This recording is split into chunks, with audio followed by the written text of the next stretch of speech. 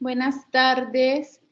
Mi nombre es Carolina Quiroz. Yo soy la tutora que se encargó de diseñar la asignatura de niñez, desarrollo humano en la diversidad de 3 a 6 años.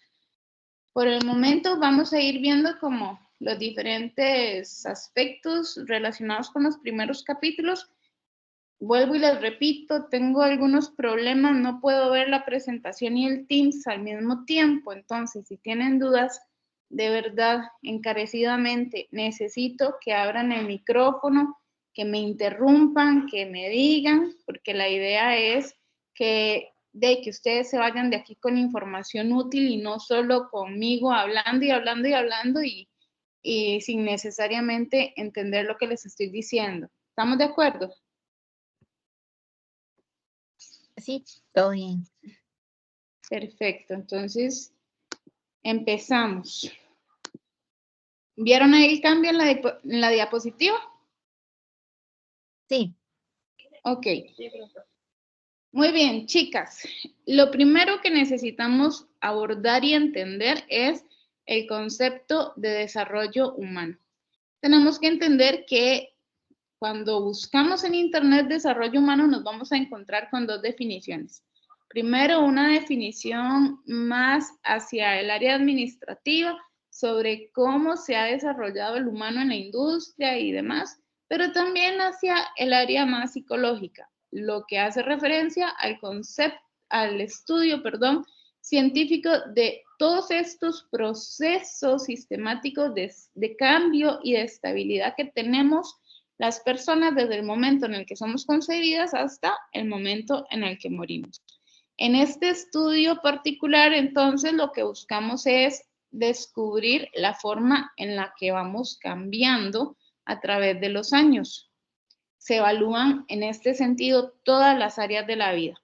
Aquí estamos considerando aspectos genéticos, aspectos epigenéticos, personales, familiares, académicos, sociales y toda aquella cosa o situación que entre en contacto con nosotros como seres humanos. Muy bien, entonces, los diversos autores han tratado como de dividir al ser humano de acuerdo a etapas, más que nada para poder explicar cuáles son los cambios que son esperables de acuerdo a la edad en la que nos estamos ubicando. Entonces, estamos hablando que hay una primera etapa que es el nacimiento, que va de los 0 a 3 años. Después estamos hablando de una niñez temprana, que es a lo que hacemos referencia en esta asignatura, que es de los 3 a los 6 aproximadamente. Cuando hablamos de niñez intermedia, estamos hablando de 6 a 11 años. Ya adolescentes, nos referimos a chicos y chicas de entre 12 e incluso 20 años. Adultez temprana de 21 a 40, adultez media de 40 a 65 y ya lo que es adultez tardía a partir de los 60 o más, ¿verdad? Como vemos, todavía adultez media y adultez tardía como que se traslapan, porque en una dicen que es hasta los 65, en otra dice que es a partir de los 60. Aquí varía mucho en realidad de acuerdo a las funciones cognitivas, físicas, emocionales de la persona. Hay personas que con 70 años están sumamente lúcidas, otras que con 90, 100 años parecen una roca de 40, ¿verdad? O sea, firmes, conscientes, absolutamente todas sus capacidades las tienen intactas y otras personas que en esas edades ya empiezan a experimentar deterioros importantes a nivel cognitivo, a nivel físico, a nivel emocional. Por eso es que en ocasiones, y depende del autor, se pueden traslapar los rangos de edades en adultez media y adultez tardía y en general en todos los ciclos. Va a depender mucho del autor y por eso es importante que cuando nosotros buscamos referencias en relación al desarrollo humano, tratemos de que esas referencias siempre tengan una buena base científica como para no enredarnos más de la cuenta. Pero entonces, Hablamos de que hay un tema de genética, un tema de epigenética, que también está el ambiente y que está la cultura. Pero de ahí al final nosotros como seres humanos no podemos separarnos. Digamos, yo no puedo decir me arranco un brazo y después me lo vuelvo a pegar, o no puedo decir saco mis emociones de mi cuerpo o divido mis conductas de mis pensamientos y ya. O sea, somos como seres integrales, todos estos aspectos de alguna forma se entremezclan. Por lo tanto, epigenética, genética, ambiente y cultura también están entremezclados entre sí. Pero bueno, entonces, ¿qué significa cada uno? Cuando hablamos de genética, es todo eso que hemos heredado de papá y mamá, ¿verdad? Nos fue transmitido de generación en generación y esto incluye nuestra apariencia física, ¿verdad? Nuestra estatura, el color de los ojos, la forma y el color de nuestro cabello, nuestra complexión física. O sea, si vamos a ser muy delgados, si vamos a tener una complexión un poquito más robusta, si genéticamente vamos a estar predispuestos a ser un poquito más gorditos o a tener un desarrollo fácil del músculo o nos va a costar un montón. O sea, todo eso viene determinado por la genética. Entonces, por ejemplo, también tenemos las enfermedades que son llamadas hereditarias, y es que tenemos este componente genético que nos hace más propensos al desarrollo de las enfermedades. Sin embargo, no significa que porque yo traiga el gene ya estoy predestinada a que realmente la voy a tener. Entonces, algunas de estas enfermedades son la diabetes, la hipertensión y algunos tipos de cáncer. De hecho, conozco el caso de una familia que trae un gen específico que afecta a las mujeres, particularmente con el cáncer de mama, y otro gen específico dentro de la misma familia que ha afectado particularmente a los hombres, pero con un tipo de cáncer gastrointestinal. Y son componentes genéticos, es algo que ya la persona desde que nació trae, ¿verdad? Algunas personas de la familia lo traen, otras no, y por lo tanto esta familia está obligada a estarse revisando y haciéndose exámenes para ver exactamente si tienen o no tienen el gen, y si lo tienen, tener todas las precauciones y previsiones del caso para evitar en la medida de lo posible que ese gen termine de desarrollar la enfermedad. Por otro lado, cuando hablamos de lo que hace referencia a la epigenética, esto se relaciona con cómo el organismo interactúa ya con el medio. Entonces, si retomamos lo que veníamos hablando de la genética, podríamos considerar que nuestro color de ojos no vamos a poder cambiarlo. O sea, no hay una forma, a menos que sea quirúrgica, de que nosotros podamos cambiar el color de nuestros ojos, pero sí tenemos posibilidades de activar mecanismos que pueden ocasionar que lleguemos a padecer diabetes. Por ejemplo, si en mi familia genéticamente tengo el componente o el gen o la predisposición a desarrollar diabetes y yo no me cuido en mi alimentación, no hago ejercicio, consumo azúcar de forma desproporcionada, nunca me hago exámenes de sangre, pues obviamente, aparte de que ya traía la ficha de la genética, ¿verdad? Me estoy comprando todas las fichas ambientales para que en unos años yo desarrolle la enfermedad. Todo esto, pues de alguna forma nos ayuda a darnos cuenta de que si bien nosotros podemos ya traer por predisposición genética algunas variantes, no necesariamente es que estamos condenados a sufrir o como decir, ok, ya este es mi destino, yo ya no lo puedo cambiar. No, no necesariamente. Significa que a partir de la información que tengo puedo tomar las decisiones más adecuadas, más acertadas, más ajustadas a la realidad para evitar en la medida de lo posible que ciertas situaciones no se presenten. Después tenemos el tema del ambiente y la cultura. Y el asunto es que tanto la cultura como el ambiente tienen un gran impacto en la forma en la que nosotros nos desarrollamos como personas. Por ejemplo, genéticamente podemos tener altas capacidades, pero de pronto nacemos en una familia en la que por situaciones fuera de su control no pueden enviarme al colegio.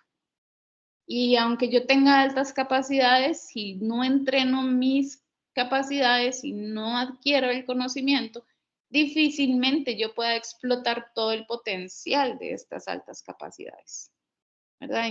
Imagínense chicos, chicas que tal vez tienen todo este potencial y están en zonas marginales o están en zonas como África, ¿verdad? Donde la malaria, la influenza, la desnutrición extrema son el pan de cada día. Si lo consideramos desde ese ambiente, ¿cómo ese niño o esa niña va a tener las herramientas necesarias para poder expresarse y poder desarrollarse de forma integral? Un caso aquí sería ambiental, pero consideremos un caso cultural también. Una persona, una mujer particularmente que nazca en una cultura musulmana ortodoxa en la que a las mujeres no se les permita la educación. De ahí puede tener todas las capacidades, todas las fichas genéticas para llegar a ser la próxima Marie Curie, ¿verdad? Y no va a poder porque su cultura no se lo permite, porque hay una serie de restricciones a nivel de su cultura, su religión, su dogma, que no le posibilitan a ella lograr alcanzar esas metas académicas. ¿Hasta aquí vamos bien? Sí, todo claro. Sí. Ok. Muy bien. Una vez que tenemos claro que influye en nosotros la genética, la epigenética, el ambiente y la cultura, tenemos que ir entendiendo también que hay áreas, ¿verdad? Que nuevamente, aunque no podemos separarnos por un tema de estudio y de facilidad, los teóricos nos han dividido en áreas: desarrollo físico, desarrollo emocional, desarrollo cognitivo, desarrollo social. Entonces, cuando hablamos ya de desarrollo físico y motor, estamos hablando de que hay 3 principios de desarrollo en el ser humano. Y entonces estos son el cefalocaudal, el próximo distal y el general específico. ¿Alguien me los quiere explicar? ¿Alguien los ubica, los entiende, los quiere explicar? Yo creo que yo puedo. Ok, adelante. Bueno, el cefalocaudal es que primero se comienza a desarrollar todo lo que es desde la cabeza, ¿verdad? Desde arriba hasta abajo, hasta los pies. Es el próximo distal que viene desde el centro del cuerpo hacia las extremidades. Y lo general específico, que son habilidades más generales, o sea, más abiertas, hasta pequeñas cositas ya detalladas. Por ejemplo, desde el primero al diseño, el desarrollo motor así como grande, y luego ya, por ejemplo, agarrar un lápiz. Ok, perfecto, genial. Súper bien explicado. Muy bien, entonces, tenemos estos 3 principios. Estos rigen el desarrollo. Entonces, podemos observar niños y niñas, perdón, que logran movimientos cada vez más finos y complejos. Y cuando son capaces de mayor coordinación en movimientos que implican la participación de diferentes partes del cuerpo. En este sentido, el desarrollo no solo implica el crecimiento del tronco, del cerebro, de las extremidades, sino también la maduración de estas áreas.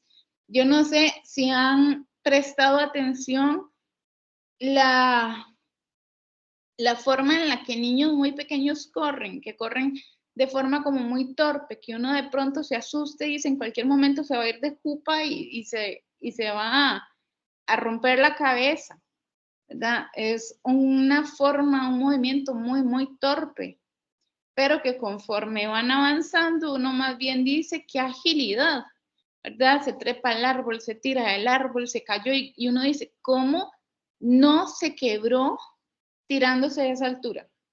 Ok, esto lo que nos habla entonces es de la maduración, de cómo sus músculos, sus huesos, su coordinación visomotora han ido madurando conforme van avanzando en el desarrollo y entonces pueden ir logrando ejecutar de forma más precisa algunas actividades. En ese Y entonces aquí, ¿verdad? Ya entramos a lo que es la motricidad gruesa y la motricidad fina, que era lo que nos explica ahora la compañera, cómo vamos primero de lo general hacia lo específico. Porque los chicos y las chicas y todos en general, primero hemos necesitado lograr el dominio de nuestro cuerpo, el lograr mantenernos en equilibrio, el lograr mover las piernas, el lograr caminar, el lograr no caernos, equilibrarnos. Entonces, primero tenemos que lograr ver qué hacemos con todo esto que tenemos aquí, ¿verdad? Y cómo relacionamos esto que tenemos con nuestro entorno, coordinación general, equilibrio, ritmo y coordinación visomotora, para después irnos adentrando en movimientos que requieren un nivel elevado de maduración en el nivel neurológico y a nivel de músculo y hueso. Entonces, tenemos además un aprendizaje y una adquisición de nuevas habilidades y de destrezas con un grado mayor de precisión y coordinación. Cuando los chicos y chicas recién están entrando en el materno o en el prekinder o kinder, no sé en este momento a dónde es que entran primero, pues no les dicen, vení a agarrar lápiz y hace pinza, ¿verdad? Primero los agarran y con la plasticina, ¿verdad? Y vamos entrenando las manos, que las manos vayan tomando fuerza, que los dedos vayan haciendo el movimiento, que se vayan soltando. Después ya vendrá el lápiz y con el lápiz no es que los vamos a poner de una vez a escribir. Yo no sé ustedes, pero a mí no se me olvida que lo primero que me enseñaron o lo primero que me pusieron a hacer fue bodoquitos de papel, jugar con plasticina y después cuando ya tenía que agarrar el lápiz eran círculos y como culebritas y como montañas en zigzag, ¿verdad? Movimientos que te van aflojando la mano y la muñeca para después introducirte en habilidades más especializadas como lo son la escritura.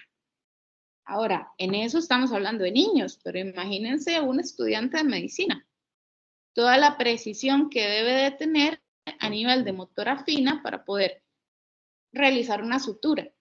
Eso en medicina general. Ahora, en medicina más especializada, tal vez un médico oftalmólogo que tiene que hacer operaciones directo en el ojo, ¿verdad? ¿Qué nivel de precisión en motora fina debería de tener ese médico oftalmólogo para no terminar de dañar un ojo, por ejemplo, que es una de las partes más delicadas del cuerpo humano, ¿verdad? Entonces, así como con los niños vamos de lo general a lo específico, los adultos también tenemos que ir, dependiendo de las habilidades que tenemos que ir desarrollando, de lo general a lo específico.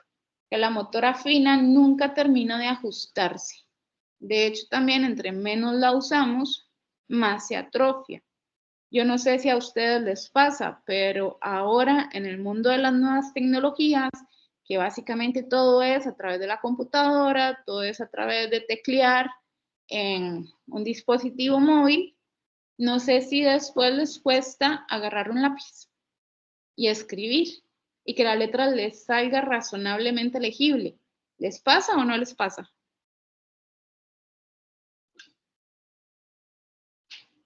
¿Aló? ¿Estoy hablando Bueno, sola? en mi caso, bueno, a mí personalmente, pero sí es un caso muy personal. A mí no me pasa, pero es porque dibujo. Ok. Entonces, me lo paso practicándolo todos los días. Pero sí, si uno lo deja, digamos, así poniendo el ejemplo de cuando se atrofia, si yo dejo de dibujar en un mes, me cuesta luego agarrar, o sea, volver a agarrar ese toque me cuesta. Ajá. Sí. A mí me está pasando, bueno, ya he ido como volviendo a soltar la mano. Me empezó a pasar, perdón, porque claro, yo llevo más de 10 años trabajando en computadora, toda la universidad la hice en computadora, pero también tomaba apuntes en clases, entonces no era como tan evidente, pero 10 años trabajando solo con computadora, inicio un proceso hace un par de meses en el que con otra persona me dice, sí, mira, pero necesitamos que todo esto vaya haciéndose a mano. Y yo lo primero que dije fue, ¿qué? ¿Verdad? Y los primeros días me dolía la muñeca y me dolían los dedos, porque los callos que se le hacen a uno por agarrar el lápiz desaparecieron hace no sé ni cuánto, ¿verdad? Y mi letra era un desastre. De hecho, que yo le decía, mira, yo no sé si vas a lograr entender mi letra porque llevo tantos años de no escribir así que la cruzo. O sea, a ratos imprenta, a ratos es, manuscrita, a ratos no es ninguna de las dos, digamos que solo yo me entiendo. Ya he ido soltando otra vez la mano, ya otra vez mi letra es legible, ya otra vez es lo similar, no igual, pero similar a lo que yo recordaba que tenía en el cole. Y entonces, efectivamente, ¿verdad? ¿Cómo así seamos adultos si estas habilidades no las vamos desarrollando, no las vamos afinando, las vamos perdiendo? Entonces, si nosotros que en algún momento las adquirimos, retomarlas nos cuesta, con los niños pequeños que apenas están aprendiéndolas es todavía más complejo. Entonces, es importante también dentro de nuestra labor, o bueno, la labor de ustedes, que son quienes van a ir a trabajar directamente con niños en estas edades, es importantísimo que dentro de su labor recuerden y sean empáticas a la hora de trabajar con los niños estas habilidades, porque si para nosotros como adultos es complicado, pues para los chicos es muchísimo más difícil. Ahora, hay ciertas actividades que sí podemos poner en práctica para estimular el desarrollo físico de los niños y las niñas.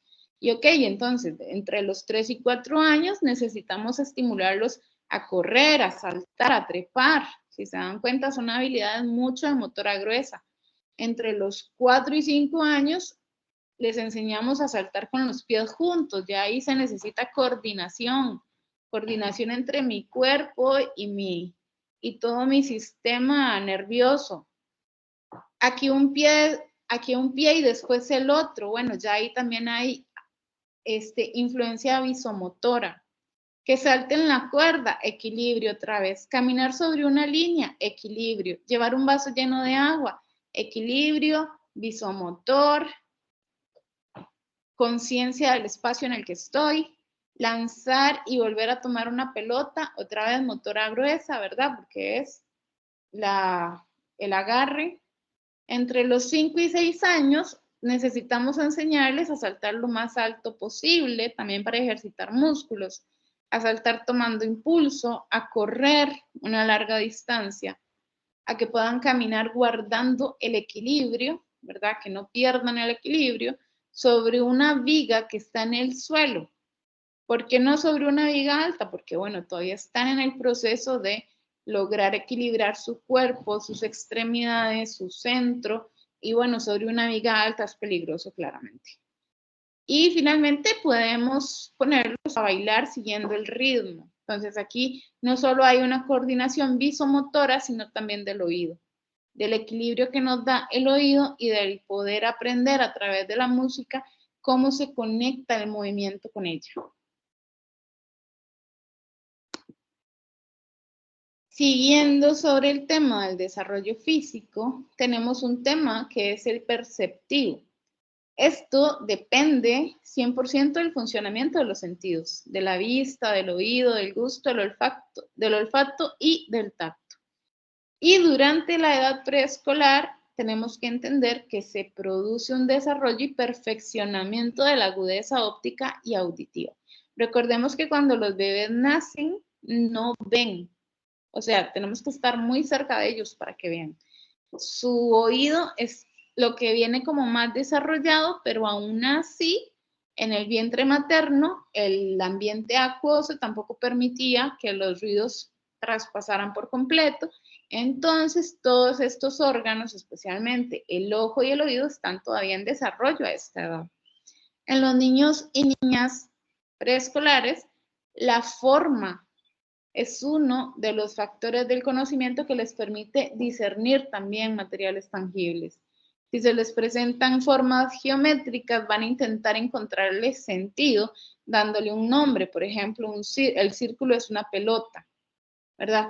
¿Cómo logramos que hagan esto? Bueno, lo logramos no solo permitiéndoles que lo vean, también que lo toquen, porque la percepción del objeto entra a través de lo que yo estoy observando con mis ojos, de lo que estoy observando también con mis manos a través del tacto, lo que estoy observando con el gusto, con el oído en general, es a través de los sentidos que aprendemos a percibir y a ponerle atención a los detalles, a los detalles de las cosas que están a nuestro alrededor. Después tenemos otro tema, que es el de la lateralidad. Se espera mucho que en estas edades ya el niño o la niña haya mostrado cierta preferencia por la mano derecha o izquierda. Y en algunos niños o niñas, esta preferencia puede aparecer en la primera infancia, en otros continúa en un cierto nivel de identificación durante la etapa preescolar, pero es entre los 3 y los 6 años que se espera que se establezca, ¿verdad? Especialmente como entre los 4 y los 5 van a localizar esa preferencia. En caso de que no hayan determinado a los 5 años como de qué lado quieren, ¿verdad? Agarrar el lápiz, escribir, sería conveniente que los lateralicemos, sobre todo antes de iniciar el aprendizaje de la escritura. ¿Por qué se habla de esto? De que es importante ayudarlos a lateralizar. Nuevamente, el desarrollo de acciones de motora fina, como la escritura, que además incluye el desarrollo a nivel cognitivo, implica un esfuerzo importante para el ser humano en general. Entonces, si estoy intentando aprender con la mano derecha y después lo intento con la mano izquierda, el proceso es más lerdo, el proceso es más complejo, el proceso es más frustrante para el niño o para la niña, y la idea es que logren en la medida de lo posible acercarse al aprendizaje de la forma más agradable posible, que esto los ayude a que el aprendizaje sea un momento de satisfacción más que de frustración. Otro tema que se relaciona con el desarrollo físico es el desarrollo neurológico.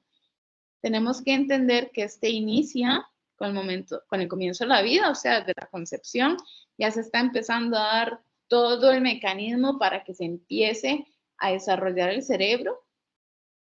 Es desde la tercera semana de gestación y hasta que el individuo fallece, que ya terminan como de asentarse y de empezar todos los mecanismos en sí.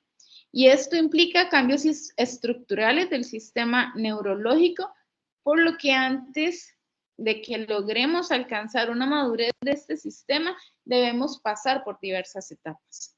Es muy importante que no pretendamos que niños pequeños tengan un nivel de desarrollo superior al suyo cuando esto va por etapas maduracionales. Podemos hablar entonces de madurez neuropsicológica cuando se produce cierto momento en la organización y el desarrollo madurativo, el cual provoca el desempeño de ciertas funciones de tipo cognitivo y de comportamiento de acuerdo con la edad de los chicos. Por ejemplo, un niño de 2 años, un poquito menos, no entiende la permanencia del objeto. ¿Quién se acuerda de la permanencia del objeto? ¿Alguien se acuerda de la permanencia del objeto? Yo, de nuevo, es que me da vergüenza hablar de primero porque es la única que estoy de micrófono. Tranquila, dale. Es cuando los niños se dan cuenta de que un objeto sigue existiendo aunque no esté a la vista de ellos. Ok, sí, exacto. Entonces, un niño de 2 años, un poquito menos, no entiende la permanencia del objeto. Y posiblemente cuando mamá sale de la habitación va a sentir una terrible angustia emocional porque siente que mamá desapareció del mundo, nunca más la volverá a ver, ¿verdad? Ese ser que es el que me mantiene vivo, el que me da todo lo que necesito a nivel de alimentación física y emocional, no está. Yo no puedo pretender que un niño de menos de 2 años maneje con naturalidad el que su mamá se vaya. ¿Puedo esperarlo de un niño de 4 o 5 años? Sí. ¿Puedo esperarlo de un niño de 3 años? Sí. ¿Puedo esperarlo de un niño de 2 años? Difícil. Y el generar expectativas desde el desconocimiento no solo nos genera frustración a nosotros como adultos, como personas adultas, sino que genera estrés y estrés innecesario en una criatura que está desarrollándose cognitivamente de acuerdo a la etapa del desarrollo en la que se encuentra. Por eso es tan importante para las compañeras que no me están abriendo el micrófono, que si tenemos estos términos ahí como medio olvidados o como muy poco claros o como confusos, que vayamos otra vez a revisarlos, a clarificar, a preguntarle a los profes, que si los profes no quieren preguntarle a los profes porque les da vergüenza, no quieren que las regañen, bueno, vayan a YouTube. En YouTube también hay experimentos de psicólogos renombrados que fueron quienes hicieron todo este desarrollo, vayan y lean libros, etcétera, porque necesitan tener muy claro esto. Las expectativas del docente influyen directamente en el comportamiento de la persona menor de edad. Y los chicos y las chicas merecen tener docentes que saben y entienden en qué etapa del desarrollo están sus estudiantes. Ok, entonces, ambiente físico. También tenemos que entender que esto va más allá del edificio, del equipo, de los materiales, sino que en este se reflejan valores, expectativas, accesibilidad a los recursos, el cómo se cuida la vida, la salud y el confort de las personas que asisten a la institución educativa. Para los niños y las niñas de corta edad, el espacio físico les define el entorno en que se mueven, qué actividades hacen, en qué lugares se sienten seguros y en qué lugares están seguros y en dónde hay límites o riesgos. Es cierto que la casa es el primer estadio de educación de las personas menores de edad, pero muchos niños y niñas pasan la mayor parte de su tiempo en la institución educativa por las particularidades de cada hogar. Entonces, es también en el entorno educativo donde los niños y las niñas aprenden las reglas de convivencia, pero también aprenden las reglas de seguridad, de higiene, de alimentación, etcétera, etcétera. Y todo esto se incluye dentro del ambiente físico y por ende dentro del desarrollo físico de la personita menor de edad.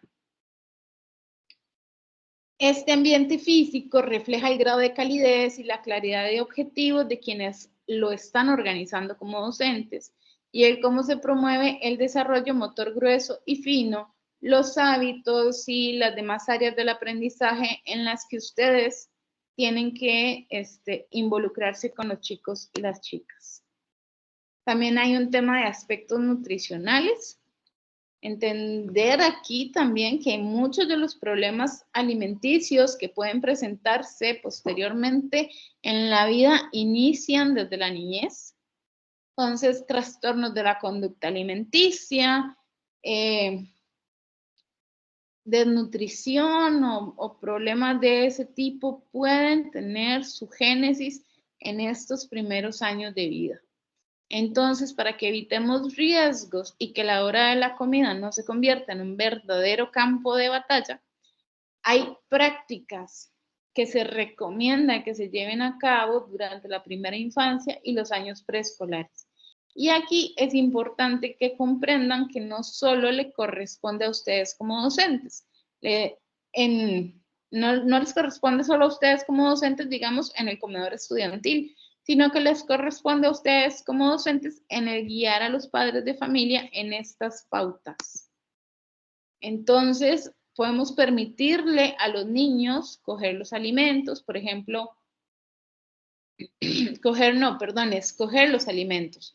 Por ejemplo, si hay pollos y verduras, puede ser que solo desee comer pollo, entonces permitirle que solo coma pollo, propiciar en el que coma en el orden y la combinación que desee hacerlo, permitirle dejar comer cuando lo desee, no obligarlos a comer si no tienen hambre, promover que el ambiente sea armónico y de cordialidad, evitar los llantos, los gritos, los regaños, las amenazas de castigo a la hora de comida, establecer horarios de alimentación, presentar alimentos de forma agradable y llamativa también. Comprender que tal vez los niños y las niñas vienen de casa comiendo cebolla, comiendo chile dulce, comiendo brócoli, comiendo, ¿verdad? Y llegan al kinder y ya está. No come cebolla, no come chile dulce, no come zanahoria, no come brócoli, no come, ¿verdad? Entonces, es el ambiente el que está influyendo ahí. Ustedes como docentes están teniendo que ver cómo lidian con esa situación en la escuela y también apoyando a papá y a mamá para que lidien con esas situaciones en la casa, entendiendo que son etapas y que entonces hay que buscar darle la vuelta a la situación para que los chicos vuelvan a introducir esos alimentos en su dieta. Ok, bueno, como les decía, ¿verdad? La labor de la persona docente es la de guiar a la madre o al padre de familia en cuanto a aplicar estos buenos hábitos de alimentación, a desmitificar comportamientos, a fomentar la comunicación en los espacios familiares, a modelar los hábitos alimenticios. O sea, yo no le voy a decir a los chiquitos en la escuela que coman verduras si yo todos los días me ven comiendo una hamburguesa, por ejemplo.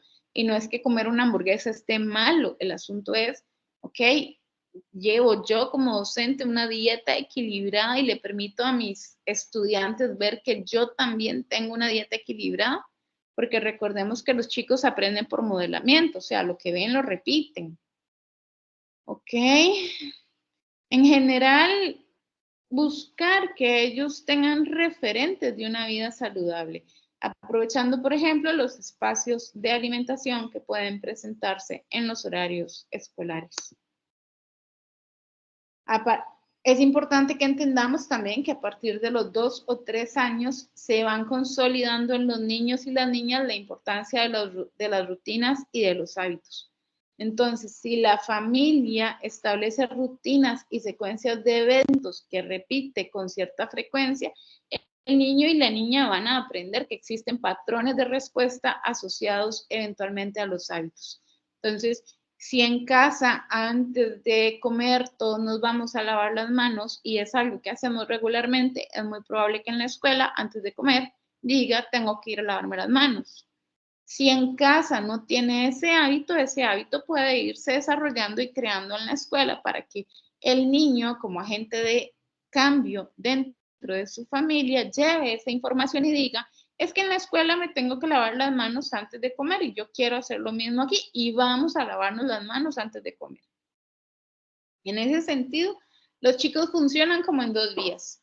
Lo que aprenden en casa lo llevan a la escuela, al kinder, lo que aprenden en el kinder también pueden llevarlo a la casa. Entonces, puede que el agente de cambio para que las situaciones a nivel familiar mejoren sea, aunque sea difícil de creer, los chicos y las chicas. Ok. Desarrollo físico. ¿Alguna duda hasta aquí? Todo claro. Todo claro. Profe, ¿Sí? yo no tengo duda, estoy entendiendo muy bien, pero hay una compañera que quiere ingresar, pero no la deja la plataforma ni el link. Ok, déjame ver si veo.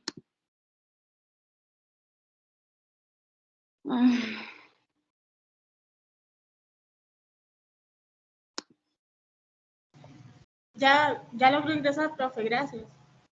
Ok. Ok, ¿siguen viendo la presentación? Sí. Sí, ok. Ninguna duda entonces, hasta desarrollo físico.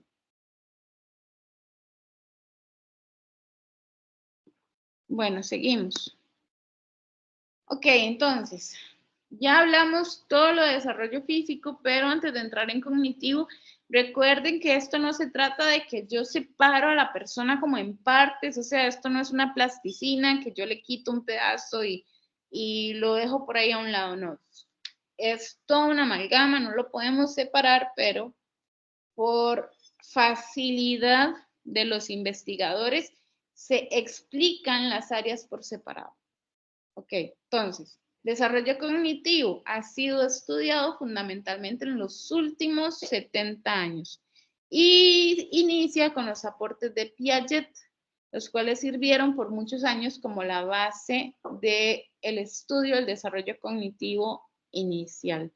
Recordemos que Piaget no era psicólogo, era, si mal no recuerdo, era fisiólogo o algo así, o la cosa es que él no tenía ningún tipo de educación ni en psicología ni en educación, valga la redundancia, ni tampoco en ningún área social. Sin embargo, es a través de los estudios observacionales que hace en el desarrollo de sus hijos que empieza a desarrollar sus teorías.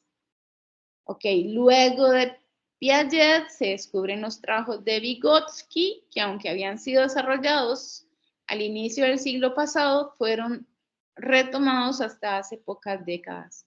Y en la actualidad se habla también del procesamiento de la información, de las neurociencias, de la teoría de la mente y de las inteligencias múltiples. Ok, entonces, ¿qué decía Piaget? El conocimiento no es un conjunto de datos, sino que es el reflejo de procesos que se van desarrollando desde el momento en el que nacemos. Implica entonces que cada día los niños y las niñas tienen la oportunidad de construir sobre lo que aprendieron el día anterior y que van elaborando poco a poco cada uno de los conceptos que deben conocer y aprender para desenvolverse dentro de su contexto. Recordemos que cuando hablamos de contexto, hablamos de cualquier área social en la que los chicos estén. La familia es un contexto, la guardería es otro contexto, el parque en el que juegan es otro, el kinder es otro, cuando están en la casa de las abuelitas es otro contexto totalmente diferente. Entonces, los niños van aprendiendo a desenvolverse de acuerdo al contexto en el que están y de acuerdo a lo que han ido aprendiendo y elaborando a través de las diferentes interacciones sociales que tienen. Ok, nos habla también, Piaget nos habla de etapas, se las hace, ¿verdad? Como muy marcadas, por ejemplo, que de 0 a 2 años sería la etapa sensoriomotora y que cuando ya esta se completa, entonces iniciamos la preoperacional. En la preoperacional, el niño o la niña usualmente ya dominan la permanencia de los objetos. ¿Se acuerdan que hablamos de eso? ¿Ok? Nombran con precisión cosas que están a su alrededor, pueden comunicarse con otras personas sobre sus deseos y se consideran una persona distinta a las demás. Recordemos que durante los primeros meses y años de la vida del ser humano no es capaz de identificarse como un ser separado de su madre, ¿verdad? Es como una unión, parecen una pequeña amebita, ¿verdad? Ahí pegada y creen que son parte de ella, que no se pueden separar. A partir de la etapa preoperacional, ya ellos empiezan a identificarse como una persona diferente. Ok, no es que porque mi mamá se va, no va a regresar nunca más. No es que si mi mamá no está, yo me voy a morir. O sea, ya entiendo que yo soy un ser aparte. Ok. Entonces, en el pensamiento preoperatorio, según nos explica Piaget, presenta algunas características. Para empezar, que es concreto.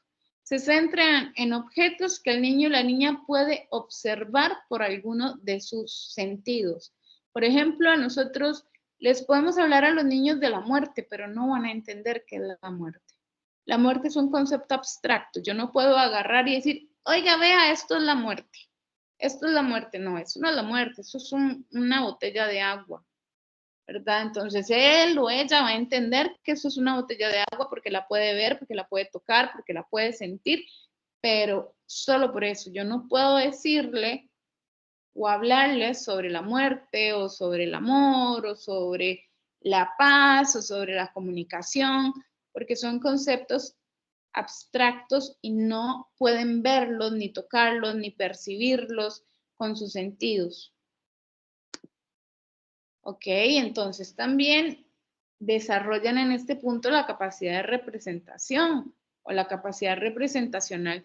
Es decir, que mediante gestos, palabras, imágenes, juegos, hacen referencia a objetos no presentes físicamente, objetos reales que en este momento no están a la vista. Entonces, aquí es cuando empiezan a jugar, por ejemplo, con roles. Como de, ok, vamos a jugar a que yo soy mamá, vamos a jugar a que yo soy papá, vamos a jugar a que esta muñeca es un bebé. O sea, hacen referencia a objetos, personas que en este momento no están presentes, pero ya pueden empezar a representar en su mundo cosas que no pueden ver. Muestra la imitación diferida, que es cuando efectúa secuencias simples de acciones que copian cosas que han visto a otras personas hacer al utilizar objetos o asumir papeles familiares, que era lo que les decía ahora, lo del juego simbólico. No me acuerdo, no me olvido, hace unos añitos, ¿verdad? Una niña con bueno, que era la hermanita, no, la sobrina de una amiga mía, andábamos de visita, otra amiga fumaba y entonces la otra amiga se fue a fumar y como a las 2 horas andaba la chiquita con un palito en la boca, ¿verdad? Haciendo como que fumaba. Entonces, ok, ¿qué significa esto? Que los chicos efectúan secuencias simples de acciones que copian de otra persona que vieron. Hace un rato les hablaba del aprendizaje por modelamiento. Si un niño me ve a mí tirando basura al piso, va a aprender a tirar basura al piso porque lo hace por modelamiento. Lo vio de mí y entonces lo imita. Después, tenemos que el pensamiento de estos chicos es irreversible. No logra hacer operaciones mentales para comprobar que si no se ha agregado nada o que si no se ha quitado nada, la materia sigue siendo la misma. ¿Alguien tiene un ejemplo de pensamiento irreversible? ¿Alguien se acuerda qué es pensamiento irreversible? No me acuerdo, creo, de hecho no me acuerdo de haberlo leído, pero si quieres lo explica. Ok, digamos que yo tengo, digamos que esto es plasticina, ¿verdad? Es un borrador, pero digamos que es plasticina.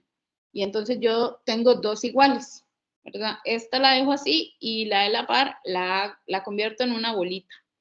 Y entonces le pregunto al niño cuál tiene más, ¿verdad? La bolita tal vez queda más pequeñita que esto. ¿Qué me va a responder el chiquito? ¿Cuál de las dos tiene más? Sí, ya me acordé de la que o sea, la que ve más grande, según su percepción, la que es como estaba antes. Ok, entonces, no logran comprender que el hecho de que la forma del objeto haya cambiado no significa que no sea el mismo objeto, no significa que no tenga la misma cantidad de materia, no significa que no pueda volver a hacer lo mismo. Sucede igual con los vasos, ¿se acuerdan? Un vaso más alto, otro vaso más largo, más ancho, pero más bajito. O sea, la misma cantidad de agua, pero bueno, el vaso más alto tiene más agua. Ajá, No claro, logran, sí.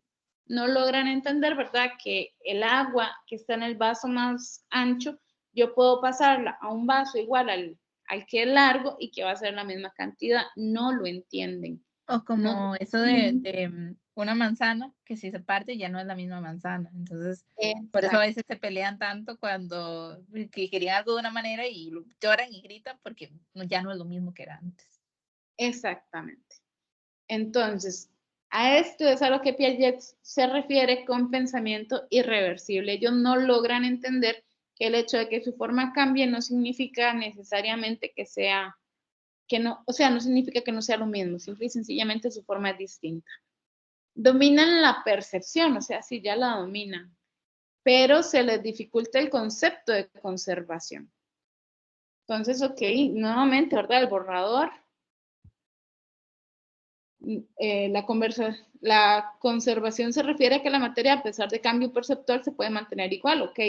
El borrador, que es la plasticina, aquí es el bodoquito, bueno, es la misma cosa, ¿verdad? Simple y sencillamente aquí está de esta forma y aquí está hecha en un bodoquito. Entonces, para los chicos esta parte es muy compleja todavía.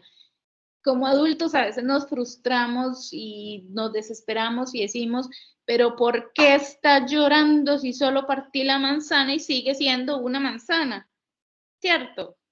Podemos llegar a desesperarnos porque lloran como si les hubieran, no sé, pegado, como si se les hubiera muerto el perro, ¿verdad? Y uno se desespera, pero en el momento en el que entendemos esto, en el momento en el que tenemos esto claro, podemos comprender que no es un berrinche del chiquito o la chiquita. Podemos comprender que no lo están haciendo porque nos quieren hacer pasar un mal rato, o sea, es una limitación de su desarrollo cognitivo. Eventualmente va a madurar esta área del desarrollo de ellos y van a poder comprender esta diferencia. Ok, también se evidencia en esta edad el tema del egocentrismo. Ahora, hay un tema con esta palabra y es que cuando hablamos de egocentrismo, inmediatamente hay una connotación totalmente negativa y nada que ver, ¿verdad? O sea, el egocentrismo se refiere a la limitación que tienen para ver el punto de vista de otra persona.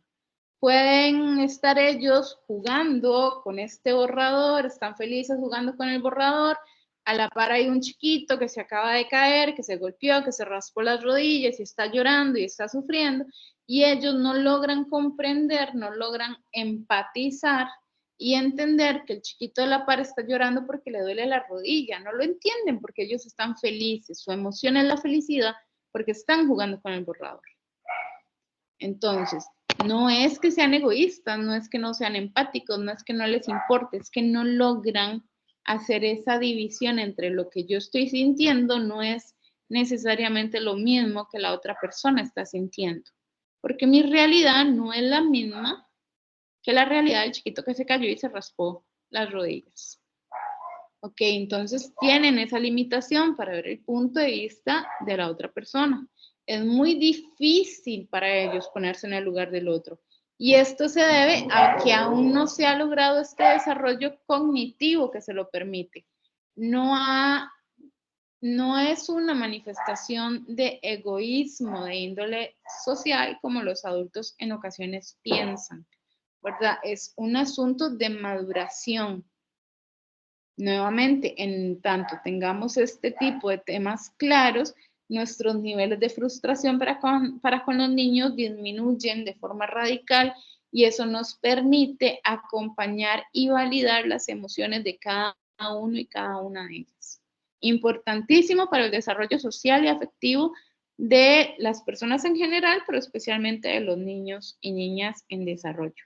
Requieren de validación y acompañamiento emocional para ir aprendiendo las formas correctas de comunicarse con el mundo que tienen a su alrededor.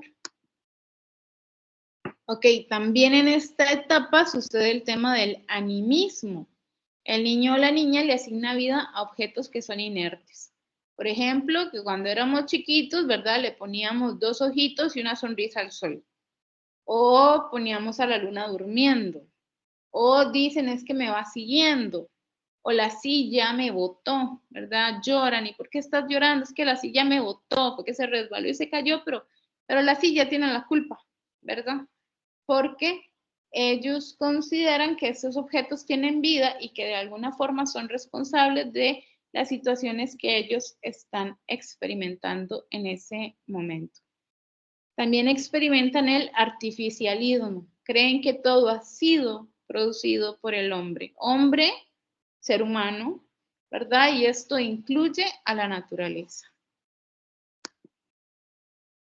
Ahora, como todo modelo, como toda teoría, ¿verdad? Para que se pueda considerar una teoría, tiene que tener críticos, ¿verdad? Si ustedes ven que un modelo, una teoría no tiene críticas, vayan pensando en la posibilidad de que no sea realmente una teoría o un modelo.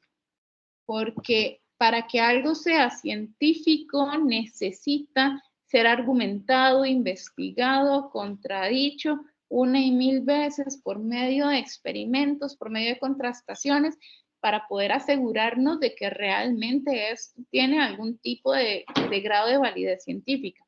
Entonces, ¿qué se le ha criticado a Piaget?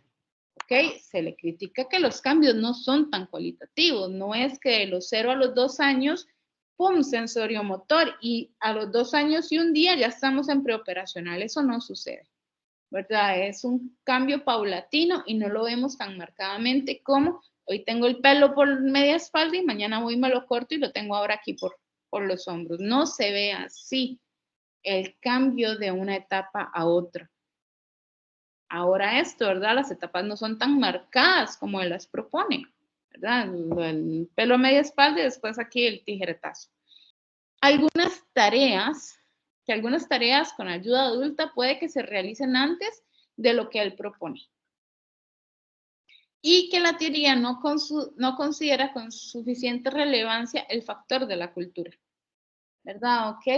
Un niño o una niña que está acompañado de cerca por personas adultas y más capaces, es probable que desarrolle con muchísima más rapidez algunas habilidades en contraste con niños o niñas que pasan más solitarios.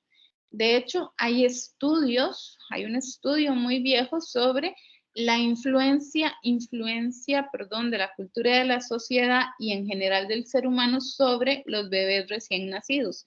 Y era un estudio sobre unos niños y niñas en un orfanato, ¿verdad? Que recibían alimento, recibían cobijo, nunca estaban mojados y sin embargo la tasa de mortalidad era altísima. Y la gente se preguntaba, ¿pero por qué se están muriendo? O sea, tienen comida, tienen abrigo, pañal limpio, o sea, ¿qué está pasando?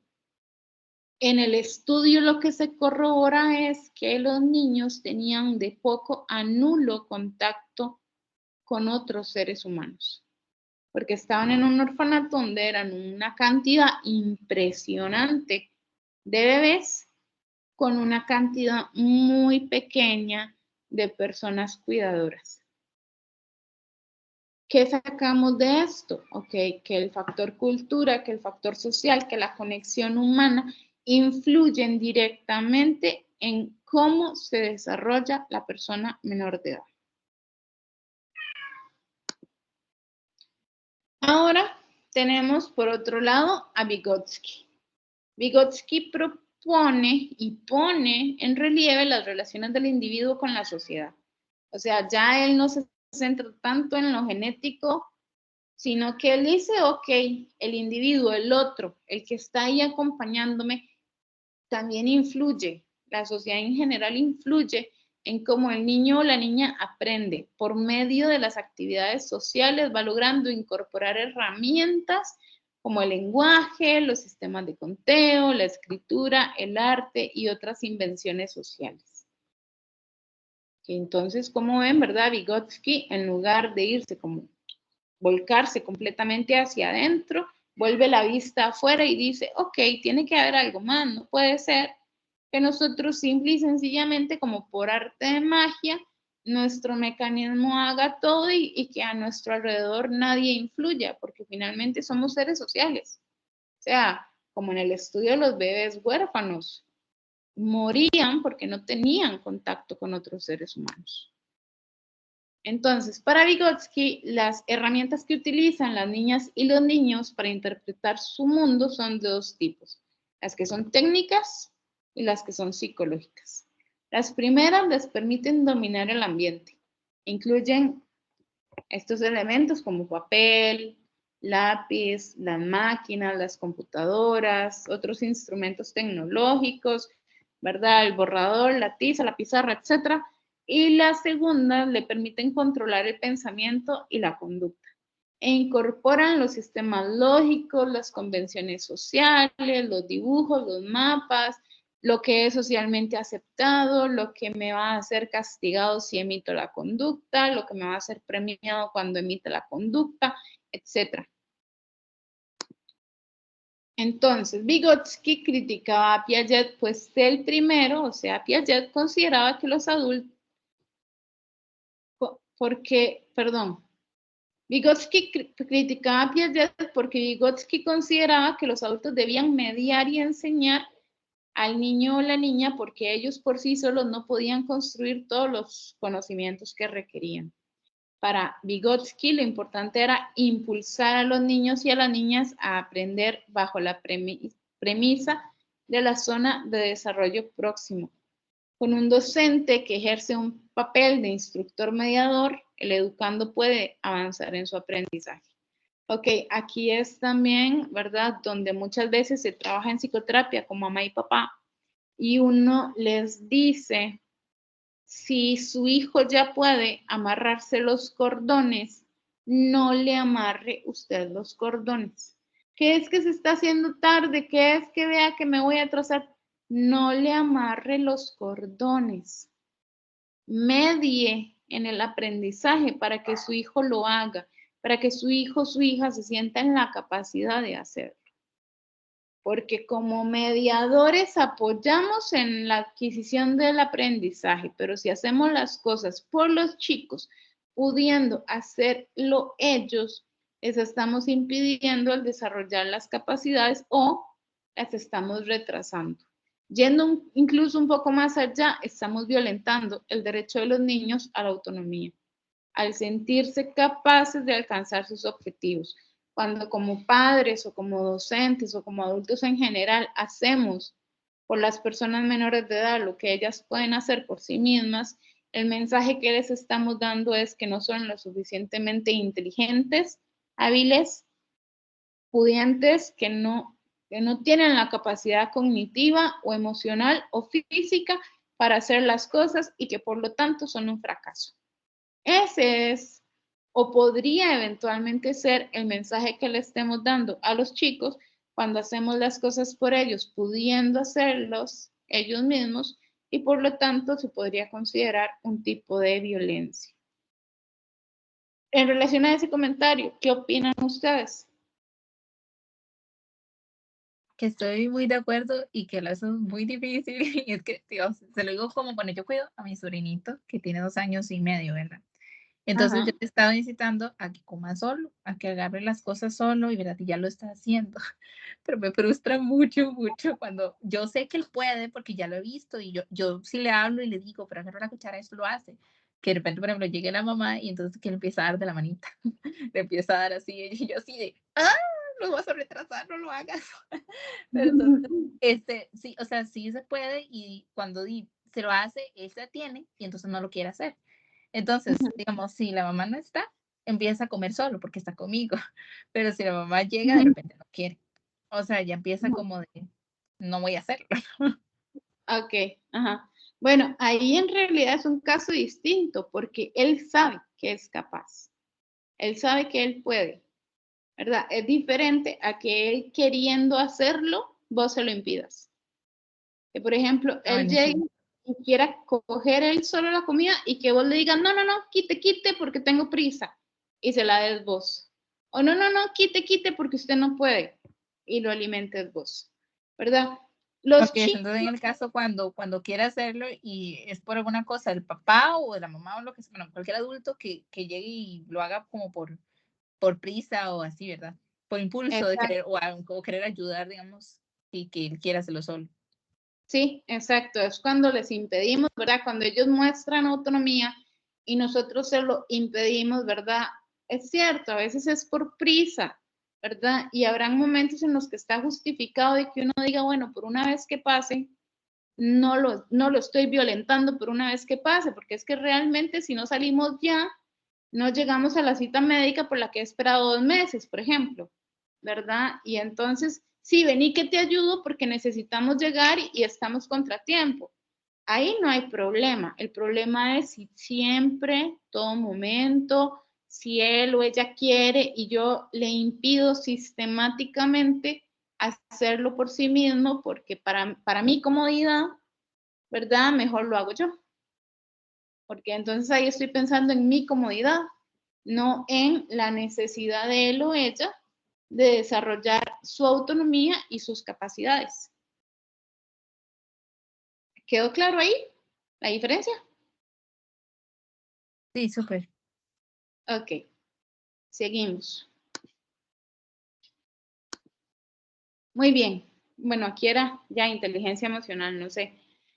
Ya cuando pasamos al tema de inteligencia emocional, esta se refiere a la habilidad que nosotros como personas tenemos para reconocer nuestras emociones y lograr mediante su reconocimiento razonar de formas más eficientes. Esto nos posibilita tener una vida muchísimo más equilibrada. Dicho de otra manera, también la inteligencia emocional permite un uso de las emociones como parte de la vida de la persona. Es vivencial, son vivenciales, el reconocerlas nos ayuda a ser más efectivos, nos ayuda en el desarrollo de nuestra capacidad cognitiva y nos ayuda en el desarrollo de nuestro pensamiento, y valga la redundancia, también nos facilita montones la vida, el que logremos aprender a reconocer, modular y regular nuestras emociones. Esta es tal vez una de las tareas más difíciles que tiene el ser humano, una tarea que necesita y requiere de muchísimo, muchísimo, muchísimo acompañamiento por parte de las personas adultas que están a su alrededor. Y acá el gran problema es que las personas adultas que normalmente están alrededor de los chicos no saben reconocer, no saben modular, no saben regular sus propias emociones. Entonces nos encontramos en el salón de clases con niños y niñas que ni siquiera saben reconocer si están tristes, enojados, asustados, felices, con asco, con miedo. O sea, no pueden ni siquiera llegar a nombrar sus emociones, muchísimo menos a manejarlas. Y claro, eso complica montones, porque un niño triste, asustado, enojado, no está anuente ni está receptivo al aprendizaje y está experimentando sufrimiento. Y si no puede reconocerlo y nombrarlo, ¿cómo va a manejarlo? Entonces, en esa área también es todo un tema muy complejo. La inteligencia emocional también forma parte de algo que se llama inteligencias múltiples. Y el hecho es que en general todas pueden ser entrenadas. Se manifiestan como habilidades y eso implica que pueden trabajarse para ser mejoradas y se trabajan desde ámbitos familiares y también desde ámbitos escolares. Las habilidades emocionales también pueden contribuir a una adaptación social y académica en muchísimas formas y en muchísimas áreas. En primera instancia, porque en general nos facilitan el proceso del pensamiento, incrementan la concentración, disminuyen la conducta impulsiva y son más eficientes en condiciones de estrés. Incluso puede tener un efecto sobre el tema de la motivación intrínseca en los niños. Cuando nosotros logramos identificar emociones displacenteras y logramos ponerles ese nombre, logramos explicar por qué las estamos sintiendo, también logramos encontrar formas de regularlas. Cuando logramos encontrar formas de regularlas o somos acompañados y guiados para lograr regularlas, podemos entonces estar nuevamente receptivos a aprender y por ende nuestro nivel de motivación aumenta, porque estamos siendo escuchados, atendidos, comprendidos, etcétera, etcétera. ¿Por qué se insiste tanto en trabajar en las emociones y en general en las destrezas emocionales como prerequisito para abordar aspectos de tipo académico tradicional? Ok, se insiste porque de esta forma los niños y las niñas que están educados emocionalmente son mayoritariamente capaces de enfrentar los retos que representa la vida adulta en la sociedad, que es cada vez más exigente. Y bueno, yéndonos más atrás, inclusive, ni siquiera hablando de la vida adulta, ¿qué niño, qué niña no enfrenta frustraciones y dificultades a la hora de aprender a leer, a la hora de aprender a escribir, a la hora de aprender a sumar y restar?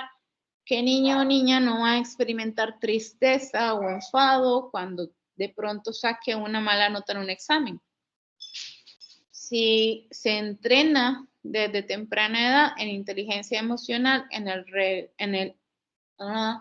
la identificación y en la regulación de estas emociones, es más probable que cuando ya se aborden los aspectos académicos, los chicos tengan mejores estrategias para afrontar con menos malestar estos retos y estas frustraciones a las que van a estar expuestos desde el día 1. Y conforme van pasando los años, ¿verdad? Iremos desarrollando seres humanos que en su vida adulta también puedan regularse emocionalmente frente a las diferentes dificultades que se van a encontrar. Finalmente, bueno, ya entrando así como en lo que son inteligencias múltiples, Gardner propone que no existe solamente un tipo de inteligencia. Hace muchísimos años, si no eras bueno en español y en matemáticas, pues eras un bruto, ¿cierto? No sé, años 20, años 30, años en los del borrador en la cabeza. O sea, si no lograbas de alguna forma ser sobresaliente en estas áreas del español y las matemáticas, no servías para nada. Lo cual es muy injusto y fue muy injusto para nuestros antepasados. Entonces, aquí es donde Gardner entra y dice, no, es que no puede existir solo un tipo de inteligencia. Tiene que haber áreas específicas en las que nos desarrollamos y nos movilizamos mejor que en otras, y eso no está mal, eso no nos hace menos inteligentes, nos hace más capaces en otras áreas, pero no menos capaces en general. En ese sentido es que la inteligencia trata más bien de la capacidad de que resolvamos problemas, de que creemos productos en un entorno rico de contextos, en un entorno naturalista, en el entorno en el que diariamente nos desenvolvemos. Porque nuevamente tampoco es que vivimos nuestra vida en un laboratorio en el que absolutamente todo lo que entra a través de nuestros sentidos está medido con pipeta. Gardner nos propone 8 tipos de inteligencia. Cabe mencionar, ¿verdad?, que esto es una teoría ya viejísima, que él nuevamente trató como de segmentarlas, como, ¿verdad?, como si pudiéramos separar, como si pudiera yo separarme este brazo de aquí, eso no es posible. Sin embargo, nos da una guía, nos abre el panorama a entender y reconocer que no necesariamente todas las personas tenemos que ser igualmente hábiles en todas las áreas. Entonces, él nos habla de 8, pero bueno, pueden haber muchísimas más.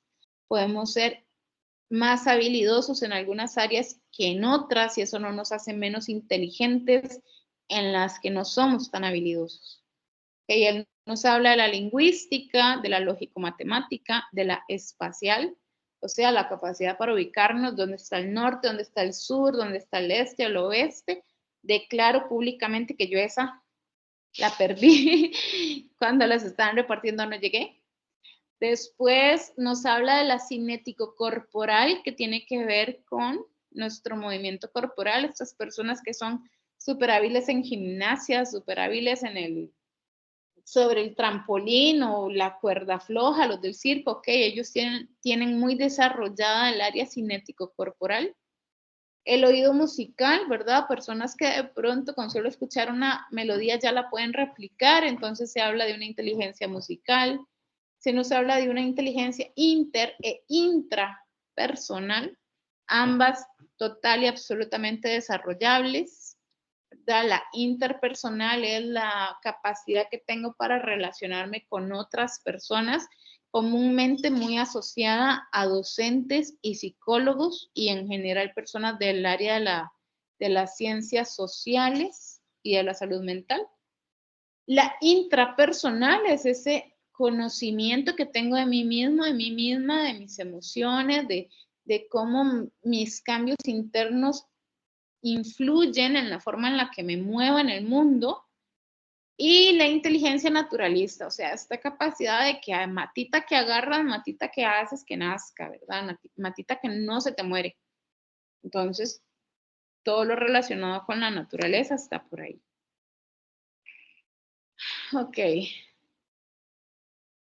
Es muy importante, ¿verdad? Ya para ir terminando, que el personal docente que trabaja especialmente con chicos y chicas en educación preescolar, sea consciente de las etapas del desarrollo en las que los chicos están inmersos, que se informen mucho sobre la estimulación integral, que favorezcan el avance de todas las áreas, la física, la cognitiva, la emocional, que ayuden a los chicos a explorar todas las inteligencias, entre comillas, múltiples de las que nos habla Gardner.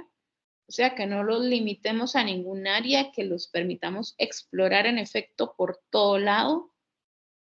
Que entiendan que es importante que los niños y las niñas tengan la oportunidad de múltiples estímulos, de identificar sus intereses, sus capacidades, porque más adelante estos niños y niñas van a agradecer este apoyo que ustedes como docentes les están dando, porque les van a servir de base para nuevos aprendizajes. Y con eso terminaríamos. No sé si tienen alguna duda.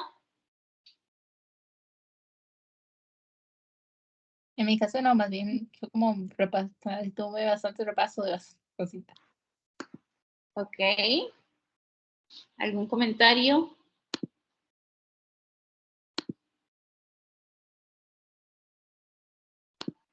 ¿Algún comentario, chicas? ¿Queja, sugerencia?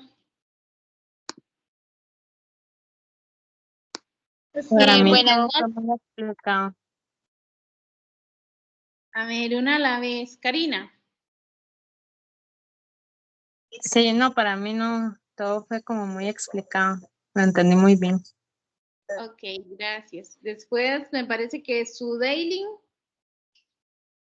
Sí, buenas noches, profe. Para mí, la verdad, la tutoría tiene mucho que ver, de hecho, con el primer foro. Creo que fue un foro introductorio que hicimos, que tiene que ver mucho con recordar la perspectiva que tiene el niño sobre la vida, ¿verdad? Que a veces la olvidamos, como dice usted, un claro ejemplo es eso, ¿verdad?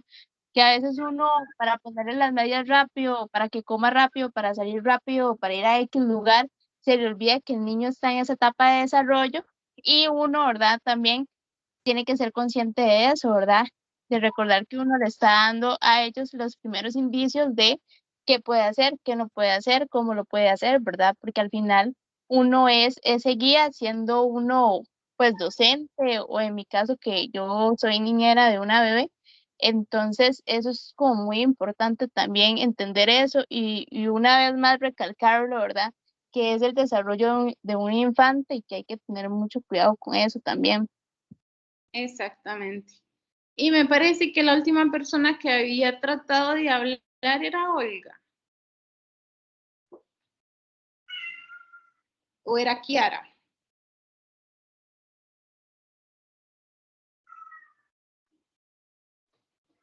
Lo que, profe, Ajá. buenas tardes. No, lo que yo dije fue que todo estaba muy bien explicado y que lo comprendí muy bien. Bueno, qué dicho, chicas. Entonces, en ese caso, realmente un placer que me hayan acompañado. Muchas gracias. Muy feo dar tutoría cuando no está solito. Creo que se grabó bien, espero que sí, cruzo los dedos, me parece que sí se está grabando. Entonces, la van a tener lo más prontito posible, ¿verdad? Tal vez entre mañana y el miércoles ya esté la tutoría en la plataforma. Ahí cualquier cosita nada más, ¿verdad? Paciencia. Recuerden, bueno, ustedes son creo que como 6, 8 grupos, eso significa que tengo que ir grupo por grupo subiendo la tutoría, entonces, para que por favor ahí poquito de paciencia y en estos días la tienen ahí disponible. Bueno, si no hay nada más, chicas, un placer. Gracias. Muchísimo gusto, que pasen muy buena noche, chao. Muchas gracias. Disculpe. Buenas noches. Bueno, yo sé que no son horas de estar preguntando, pero yo la tarea mía la envié hoy en la mañana. Ajá. Es sobre la infografía. Eran 4 páginas en total que abarcaba la portada, las 2 de información y la referencia. ¿Sí? Ajá, pero a mí se me olvidó y yo siempre acostumbro a hacer la portada antes de todos los trabajos. Yo lo que hice fue incluir la portada normal de un trabajo normal y aparte le subí la portada en, así, la que yo hice en Canva. Ah, pero no te preocupes, eso no importa, no hay problema. Ah, bueno, está bien. Muchas gracias. Bueno, con gusto. Ok, ahora sí, chicas, chao. Pasen buena noche.